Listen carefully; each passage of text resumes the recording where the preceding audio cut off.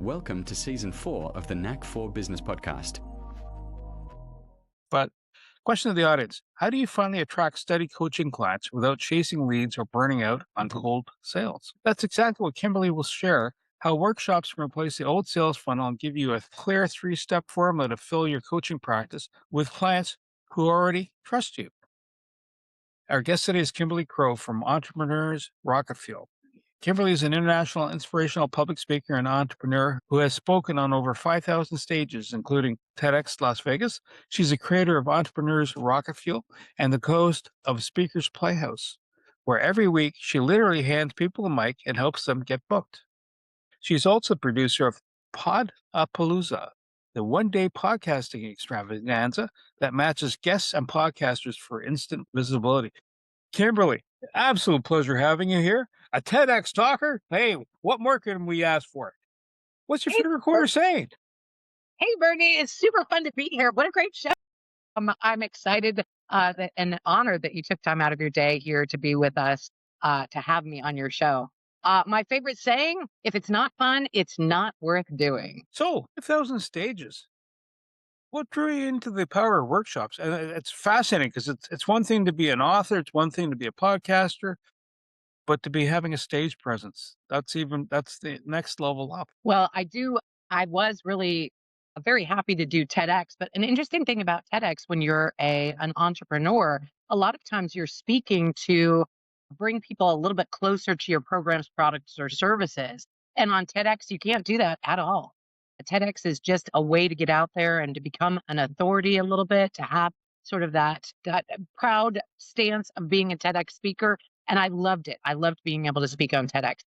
But when you are an entrepreneur or coach or a speaker or a healer or a creative that's trying to speak to get people more familiar with your programs, products, and services, TEDx isn't it. In fact, getting on podcasts is a great way to do that, to start talking about who you are and what you're up to in the world.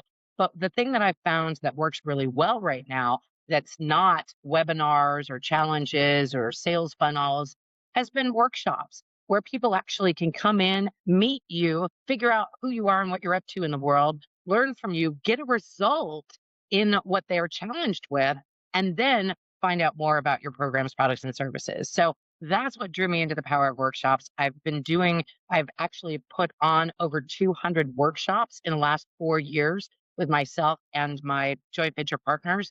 And it has just been a labor of love.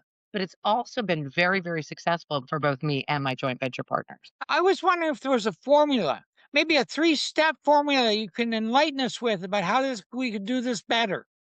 Wow, great question. Thanks, Wayne. Yeah, actually there is. I do have a really cool 3-step formula so that you can really dive deep and make sure that you do get connection with your clients and have them convert at the end of your talk. So workshops are fun, they're engaging, they're awesome.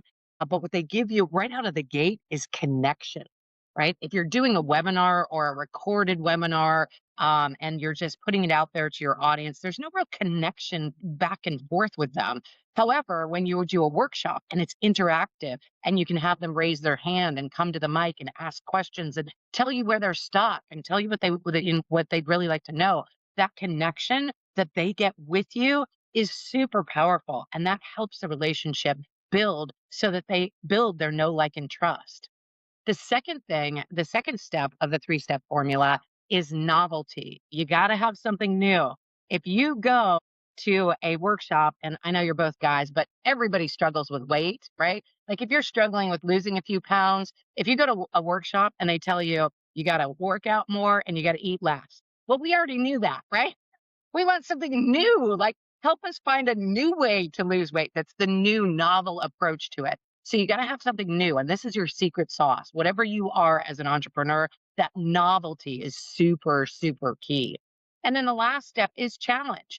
You actually have to push and challenge the people to step up and take the next step to work with you, right? That challenge is, there's levels to this game and you guys have hit level 1 and that's fantastic. You're further along than you were before this workshop started. But now I encourage you to take the next step and make it really happen for yourself. Step into my program, product, or service, and you're going to get this result on the back end. I challenge you to step forward and make that happen now. A lot of people fail at this part because it's really the call to action. It's the sales part. And a lot of people freak out at this part. But if you stop thinking of it as a sale and start thinking of it as a challenge for people who are ready to step up, the action takers who are ready to take action with you, then it becomes much more easy. So that's my 3-step formula: connection, so that you have a relationship with them; novelty, you're bringing something new; and challenge, you're encouraging them to step up and take the next step. So in this particular space, then when you're doing it, is it always in person? Can it be hybrid? Can it be online? Does the format that way matter? I understand having in person has more impact. I get it. All your sensors are picking up on the vibe of the whole space. But if your client base is halfway around the globe, if travel is enjoyable, but not necessarily doable because of timing, right? And expense. Do you also do this online too? So your question is, should we do it online, hybrid, or in person? And the answer is yeah. I've done most of mine online, and I think it's very successful. It's a great opportunity for people to get engaged with you from anywhere on the planet. Funny thing about me is I actually travel full time. So I'm all over the globe. I could be in Central America, South America, North America, Europe, even in the Middle East, and teaching from there. But I teach online so that people can get this, the challenge or this workshop from anywhere on the globe. You can do it in your yoga pants. We don't say pajamas anymore, but you could do it in your yoga pants or wherever you want. We just have to be sure that you are able to join us with an internet connection, and you can come get the information about the workshop. And if you're teaching workshops to bring people in, absolutely, you should do them online. Of course, if you have an opportunity to teach people in person, even better, because as you pointed out, Bernie, there's energy in the room. And for me, I love to be able to hug a person in person. So having an opportunity to do that by having an in-person workshop, super fun. One of the first workshops I ever taught was in person. Believe it or not, it was on how to become an audiobook narrator and voiceover artist. And we actually had the people in the room start recording their voice and doing stuff on our microphones. It was a really, really fun experiment. And then we sort of transitioned to teaching online because it gave us more ability to teach while traveling. I'm trying to picture both Wayne and I in yoga pants, and the I answer was is going no. exactly there. No. If you don't try this at home, boys and girls, Mind you, hey, it offers a whole new podcast series opportunities to have. No, Wayne, over to you, sir. I love great names, but I love it when a great name means something. Podapalooza. Now, it's a great name, and I absolutely love it, but I want to know about the bricks and sticks. How did you come up with it? Why is it powerful? And what are the results you brag about?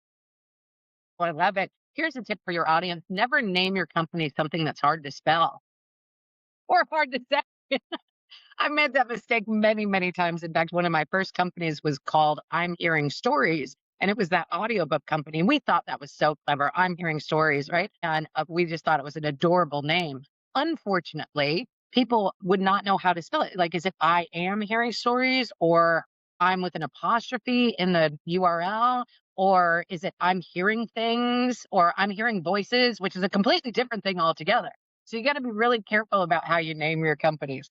Podapalooza is a lot of fun. It's for podcasters and speakers to be able to actually learn how to monetize from podcast guesting and podcast hosting. A lot of podcasters struggle with monetization to figure out, well, this has been a labor of love, but how do I actually make money by doing this? How do I turn it into a real business? And that can be a challenge. So Podapalooza was formed with a friend of mine, but we wanted to make it party aspect, right? Because we wanted it to be fun. My motto is if it's not fun, it's not worth doing. So the whole Podapalooza came to fruition from that. And during Podapalooza, if you're an attendee, you get to watch speakers on the main stage and meet the podcasters. But if you go VIP, you actually get to get interviewed on up to 5 podcasts during this virtual event. We put you in a separate Zoom room, which is called the Podatorium. And that Zoom room, they get a chance to be able to go into a private breakout room with an individual podcaster and get interviewed during the event. So at the end of the day, they have up to 5 podcasts recorded and ready to go out there to spread their juicy goodness out. even when I met you first, in 20 seconds, I knew that the very young Kimberly wanted to be a brilliant actress. I just knew it. Okay. And what you do now, I think, is actually more fun. But whether it was rejections, whether it was getting, something happened between traditional models of what actressing is and your life. And why didn't you just give up and work in a bank? There's a really real story there for our listeners. Oh, actually, I kind of did give up and work in a bank. Not a bank, but I worked at corporate. I did what probably many of your audience members did. I went to school, I went to college, I got a degree, and I went out and I got a good job with health insurance. And I think that's what we were all told to do, at least in my day and age. And that might be dating myself a bit because we don't tell kids necessarily to do that anymore. But I did. And I worked at a corporate office for 17 years, climbed my way up a corporate ladder. The first 15 were actually kind of fun, and the last two, not so much. I was sort of in that golden handcuffs thing where you're making a lot of money and it doesn't make sense to quit, but you just don't love it anymore. And that was a very hard time for me. And I had what some people call a spiritual awakening, also known as a breakdown. I was really very, very disappointed. I remember being at my job in my office, which was a very nice office, at 10 p.m. at night. My kids were already in bed, and I was in tears, just calling to a higher power, get me out of here. How do I get out of here safely to be able to take care of my family, but not do this anymore because I don't want to? And it was very, very difficult time in my life. And eventually, I started the audiobook business with my son because it was just fun. I was able to quit my job at corporate, and I realized that when we were teaching people how to become an audiobook narrator and voiceover artist, that I just lit up. And so did my son. We had so much fun teaching other people how to do fun stuff that I came up with the realization that life is short, and if life is meant to be fun. And if it's not fun, it's not worth doing anymore. So for me, I do only the fun stuff. So in the process of doing the fun stuff, and you have the events that you're hosting, and you have multiple. How do you structure? Is it like a fee for presence, fee to play, or is there a secondary place where the revenues start coming in? In other words, you provide the perfect environment for people to come together and they get to know you, know and like the usual things, right? And are they synchronizing with what you have to offer, and then purchases come from that? Is that a secondary? Because in the funnel space, right? You're replacing the funnel space where it's like this might be of value to you, and then you kind of bringing them down a bit more, and then you're bringing them down to the home run. Offering something of worth for them. How do you do that in a large setting where you're having a gathering, either in person or even hybrid or online? Yeah. So I'm a big fan of creating multiple streams of income from every event or opportunity that you have. So I have a weekly event every week called Speakers Playhouse, completely free. It's online. Everybody can join. It's so fun. Speakers can meet podcasters. Podcasters can meet new guests, and it's an opportunity for people to share about their show. So the podcasters get to brag about the show they have, look for new guests, get new subscribers, new guests, new exposure, and it's completely free for them to be able to do that. When people come into that world, they hear about my workshops, they hear about my events, they hear about my speaking opportunities. Now I've created a free space for people to come in and learn more. Of course, I have freebies, lead magnets, list builders, all kinds of things. And I've been able to speak on podcasts to grow my list. So I have quite a large list right now, and I invite people in. But your question was, how do you monetize? Because we've only talked about free things so far. Well, I believe in keeping things as low barrier to entry as possible. So while I do have a lot of free things, I also have upgrades under $100, right? You can come and join an event. And then if you go VIP, you might pay 47 or 97 or $197 to be a VIP at that particular event, depending on what we're offering. I also can have exposure for the speakers. So if I put a speaker on my platform in front of 50 or 100 people, yes, I will charge for that opportunity for people to get larger exposure and be able to bring in new people to their list and potential new clients. And then, of course, there's always opportunities after the event to show replays of the event or to have a sale to something else that I have going. So I tell my kids, they are often confused, like, how are you making money at all these free events? And I tease and I say, well, I make money on the way in, the way over, and on the way out. You just took me a place I'm not going to go in this podcast, but it sounded really good. I'm so good. Great question here. I'm working with the Pillsbury Company to design a funnel. I think we've been missing an opportunity. We're designing a sales funnel. So, and no one has a clue what that means. So it must be a kitchen product. It must be. What's a sales funnel? Oh, a sales funnel. Well, Jeff Walker, I believe, was the first one to figure out like what they call product launch formula. And it was a great formula. It totally works, right? You give somebody something free, you bring them into something where they learn a little bit more about you, you make a paid offer, and then you have an upsell and a downsell. So you have an upsell for people to grab something extra from you that's high level, maybe high touch, where they get personal interaction with you. And then if they decide not to do that, that there's some sort of downsell, an opportunity for them to buy something else that wasn't offered during the event, but something else that's of smaller price point. And similarly, you could do something like that with Pillsbury, where you would say, okay, well, here's a free recipe, and then come and learn how to make the recipe. And then they learn how to make the recipe. And from there, they could come in to learn to be a Pillsbury chef or something that was celebrated by Pillsbury in a big way. Not that this is an advertisement for Pillsbury. And then a downsell would be like a recorded program for them to learn more about cooking with Pillsbury products. Thoughts about that? That was awesome. By the way, Pillsbury was a joke. I was just looking for somebody who would sell a funnel, just so you know.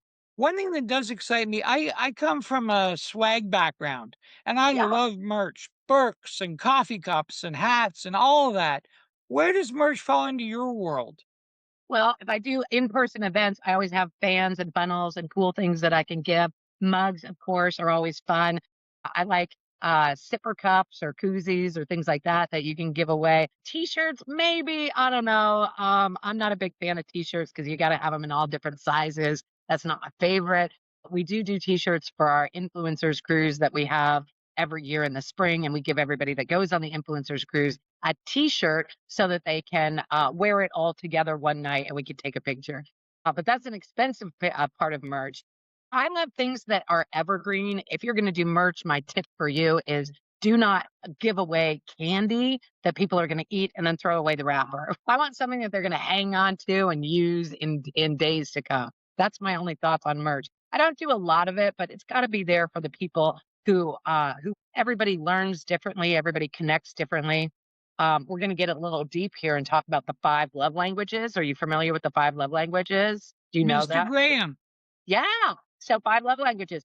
Treat your clients like somebody that you love, right? Make sure that they have merch, which would be gifts, right? Words of affirmation, which is like, you're awesome, you're amazing, so glad you're here. Good for you for showing up. And then physical touch. Even if you're not in the room with them, you could say, give me a high five, throw some hugs or love in the chat, and they will do that, right? The people who are physical touch.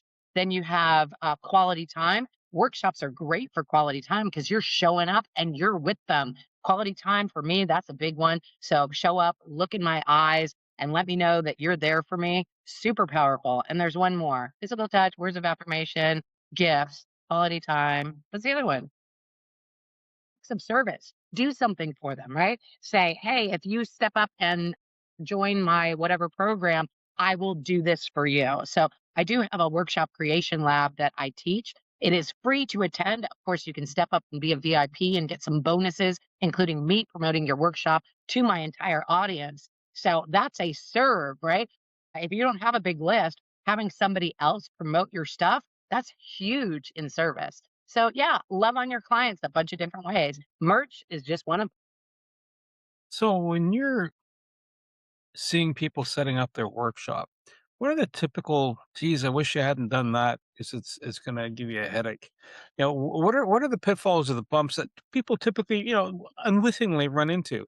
That's a great question. I'm going to disappoint your audience here. I'm going to say over delivering, trying to put too much into the workshop and solve all their problems in the workshop. You need to be able to have something else to offer them at the end. We are heart centered entrepreneurs for the most part. We didn't join this business because we wanted to, we wanted to work 90 hours a week and get very little results, but we do.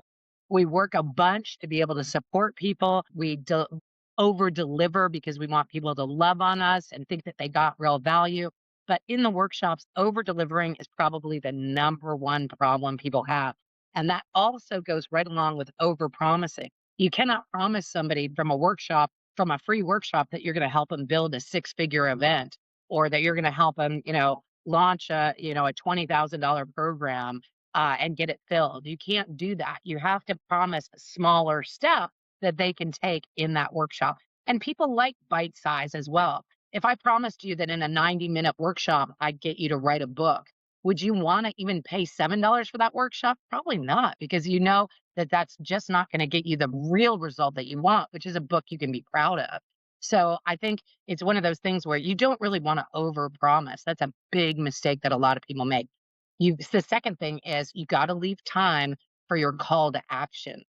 This is a mistake I made early on. Not so early on, actually. I made it a lot. I've been on over 5,000 stages. That's true. Probably the first 1,000, I failed to deliver a proper call to action. The call to action is something that you need to spend time on. I actually had a coach who told me, after I'd been delivering a lot of talks, you're rushing your call to action. And what did that mean? I was like, no, I told him, like, but this is how to buy. And then he's like, yeah, you said, here's how you can reach me. I'm Kimberly Crow. Cheers. And you left the stage. That's it. Like, that's all you gave them. You rushed your call to action. What you need to do is be able to explain to people after they've had an experience with you. Now they want to know about what they can do next. You've got to be able to tell them what they're going to get and explain to them why it makes sense for them to purchase it now. And then further explain to them what's going to happen after they purchase. So after you purchase the Workshop Creation Lab, you're going to get an email. It's going to say this. It's going to give you 5 links, and you need to join the group. You need to put the calendar link on your calendar.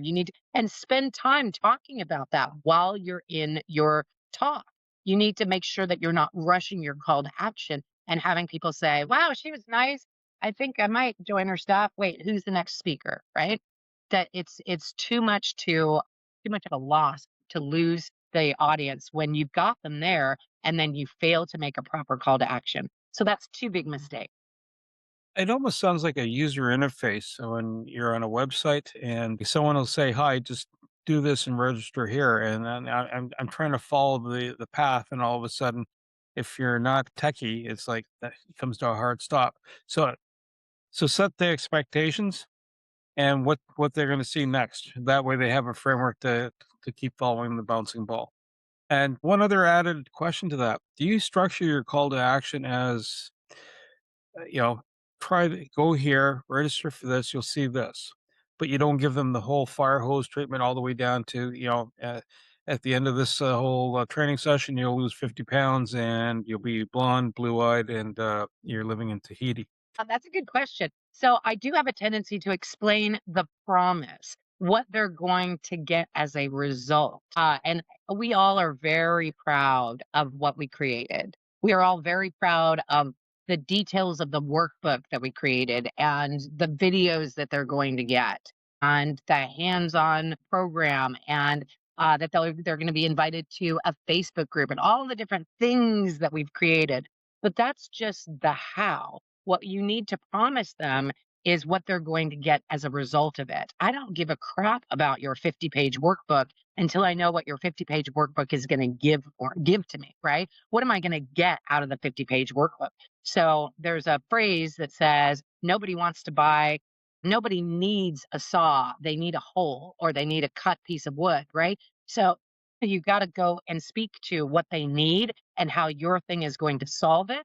And then I would actually walk them through the process of signing up for it. I do not say go here usually. I say I'm inviting you to come to this to get that result. And the way you do that is we put a link in the chat. If you open it up now, you're going to see. And then I sort of walk them through that. We call it an invitation, which is another word for pitch. We try not to call it a pitch anymore. because nobody likes to be sold to, but we all like to buy stuff we want. So we invite people to come into our world, and that's probably the best way I can describe it. I'm very excited about. And some of this you've learned by mistakes. Some of it you got by you just doing it well and it worked. Some of it you may actually have some systems in place. But we all want to leverage our marketing dollars. And one of those is to work with others, possibly a webinar or a workshop. How do you avoid the obvious pitfalls or the likelihoods of it going well with three other people when you don't even know totally how the net benefit of the client could be shared for? Help me. So, are you talking about like building a program with three other people that you're Yes, working with, and they're going to offer A, you're going to offer B, and they're going to offer C kind of thing? the same webinar. That's exactly what I'm asking. Okay, well, first off, I don't recommend webinars anymore because webinars are teaching at people instead of with people. So I recommend that workshops as opposed to webinars. And then secondly, I don't promote people I don't know. I don't build programs with people I don't know. I need to know who you are, how you show up in the world, and how your people love you, and what they love you for. Because if I'm promoting somebody and it turns out that they just are a terrible match for my audience or they don't deliver on their promises, that makes me look not so hot. So I really try to build relationship with people and then build programs with people I already love. And they can be my good friends, right? They don't have to necessarily be somebody who has like Jeff Walker. I know of him, but he doesn't know who I am. So why would he build a relationship? Why would he build a program where he's selling something that I offer when he doesn't know anything about? He would have to learn about me first to figure out if I'm the kind of person his people would like, if my products are actually things that people buy, if my people love me after they've bought the programs, to be able to build relationship and then sell a program together. So I wouldn't sell A and C to my B unless I actually knew who the people were and I believed in their stuff. Multiple days, multiple day events. Is that something you recommend? Do you recommend to keep it short and simple, like 2 hour event, or I mean, Potapalooza sounds like more than one day. It's like a little bit of a party in their atmosphere, and I can see that being a little more oomph to that. But not everybody's going to be running a large scale event like that. Typically. What do you recommend on a normal shaping, especially you're starting out, and then once you pick up rhythm? Well, that's actually a really great question. Unlike most of my colleagues, I am a one and done kind of girl. I do everything in one day if I can. I try not to have multi day events. I have found that you have a smaller audience on day two and an even smaller audience on day three because people just get exhausted. So I like a one and done event. I will come in, you'll come in, you'll learn stuff, I'll teach you, you'll get value, and then we'll make an offer, and then you'll come into my world for the next thing, which is another probably a one day event. And I do not actually personally sell large year long programs because I don't know where I'm going to be next month, and that's how can I make you promises for something that I don't even know what I'm going to be doing next month. So I really believe in the one day events, and Potapalooza is one day. It goes from 8 a.m. to 6 p.m. Pacific all day. I have another huge event called Voices of Women, where we have 20 to 25 simultaneous Zoom rooms going at the same time all day for 12 hours from 8 a.m. to 8 p.m. We get 400 women speaking on this summit in a single day, and it's a super powerful event. And other times I'll do a half-hour class or a 3 hour class or a 90-minute class. And when I do that, it can be super fun. It's just, I like to contain them within one day so that it's one and done. I love it. One thing I'm going to ask a question of how you make the secret sauce. All of us want to run a workshop. Yeah, I'd love to run a workshop. How can I run a workshop? But how do you market a workshop when the very skill sets are so different in marketing to a crowd than presenting to a crowd? Well, if you already have a list of people that are following you, that are learning about you, maybe you have an email list. If you don't, you probably have some connections on Facebook or Instagram or TikTok. I don't even know how to spell Instagram, so I'm not out there. But I do stuff on Facebook and LinkedIn. So you probably have some connections and some friends that you can reach out to there.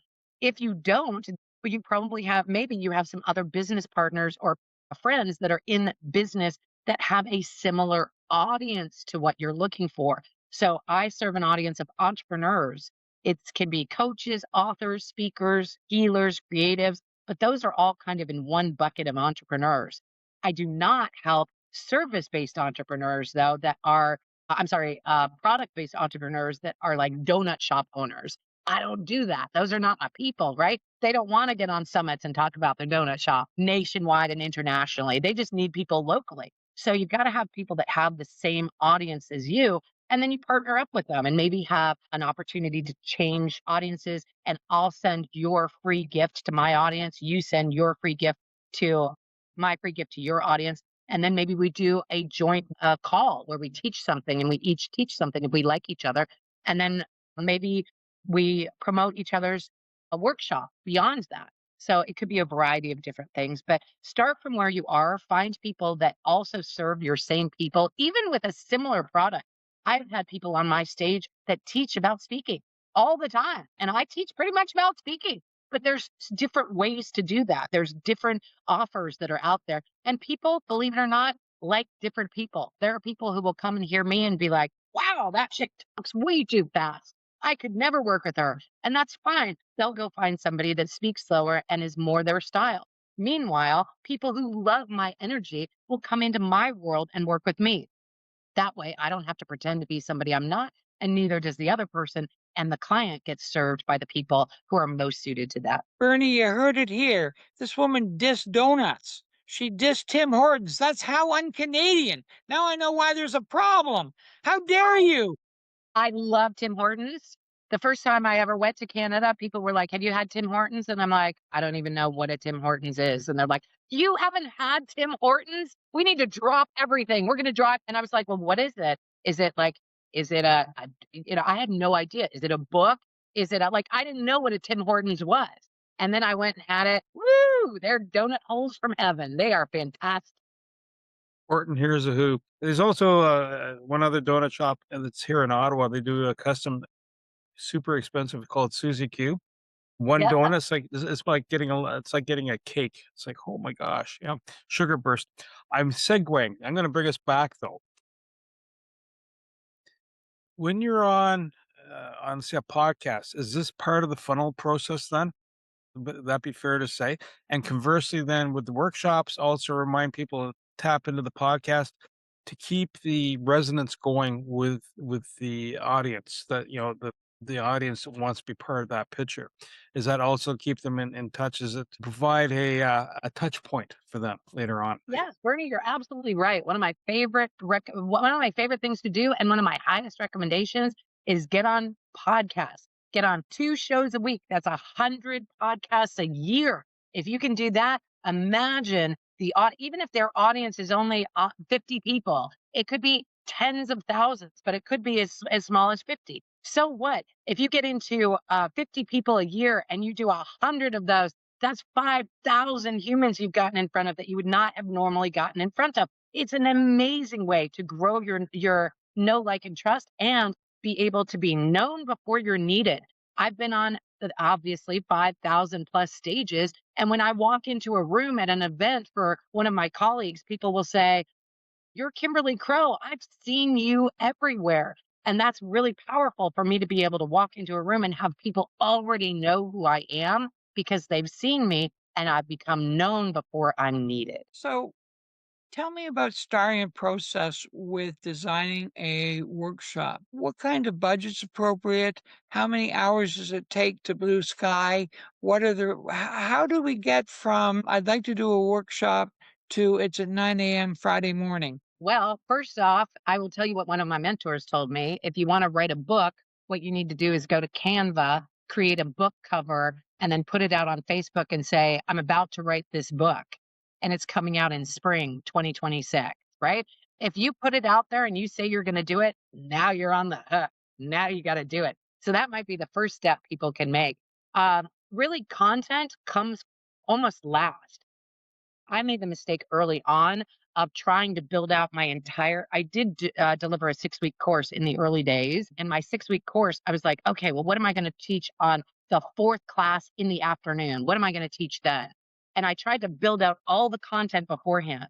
My mentor told me something very, very powerful, which is, first off, sell the course from the name and the promise, what you're going to get them at the end of the class.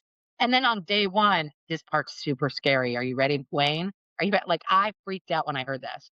On day one, you're going to bring everybody in, tell them the name of the class, tell them the promise by the end, and then put up a pad and say, what would you like to learn? And then you write down everything they want to learn in the next 6 weeks. And you build your class from that. And I was so terrified to even think that I would put up something that said, what do you want to learn? Because I thought I needed to be the expert in everything. I thought I needed to have the content ready before I sold the class. And that was such a wrong move. When I put up that 3M pad and people told me what they wanted to learn, I changed everything. I was like, wow, I know how to do that. And I didn't even know they didn't know how to do that. Like one of them was, how do I create a Facebook group? And I was like, wow, I thought everybody knew how to do that. So of course, we're going to teach that now in the class. So it was so powerful. And at the end in the survey, people commented on how powerful that was, that I built the class around what they needed to know. So content comes last. First comes your name of your class, your promise, and the date of the class. Build the content later. Don't worry so much about that part. Did that help, Wayne? I mean, we're playing baseball. I throw them right over the pot and you throw them out of the park. I'm glad I get that one out of the park for you. I got a question for you, Kimberly. We're on Zoom, which means by default, it could be reached anywhere in the world with a browser. But you may have both a geography and a client base that you enjoy more than others. Who are they and how do they reach you? I will say that most of my community is in North America. I work out of the Pacific time zone wherever I am. Today, I'm in Fort Lauderdale, Florida, and I work out of Pacific time zone. You like Fort Lauderdale? Awesome. No, I just, like anyone is in Eastern. I fight against Pacific time zone all the time. Well, since I travel full time, I love North America. I will also work out of Central America and South America. And fortunately for me, I speak a little bit of Spanish, so I'm able to get along there. I also travel in Europe quite a lot. You asked what my favorite geography was and where my client base is. My client base is primarily North America, including Canada and the US. And my favorite geography is actually Spain. I love Spain. I've had the privilege of being able to walk across that country on the Camino del Santiago twice, once across the north and once from Portugal, heading north across the west side of Spain. I also spent a month there in Malaga, and I am going back, I'm sorry, in Marbella, and I'm going back to Torremolinos this October. So I'll be headed out there on October 7th, and I'll be there for a month. I absolutely love the people. I love the atmosphere. Gotta love the weather. Gotta love the beaches. It's absolutely a fantastic geography for me to be in. But there, I still work in the Pacific time zone. So I have my whole morning to myself. And then about 4 o'clock at night, I start working because that's 8 a.m. Pacific. And then I work until dinner time, which there is 9 or 10. And then after 9 or 10, we head out to dinner. And then from dinner on, I just enjoy Spain. So that's my lifestyle. It doesn't work for everybody, but it sure works for me. Kimberly, that is a really awesome lifestyle to lead. And I want to say thank you. And to my co-host, Wayne Pratt, thank you for being a light and lively soul. And you, the Knack for Business listeners. Hopefully you've found worth and value here, because we did. Kimberly's here to help you, turn a workshop into a successful event, right? And build a trust between you and your clients and your audience, generating good, positive experiences. She thrives on showing people how to do this.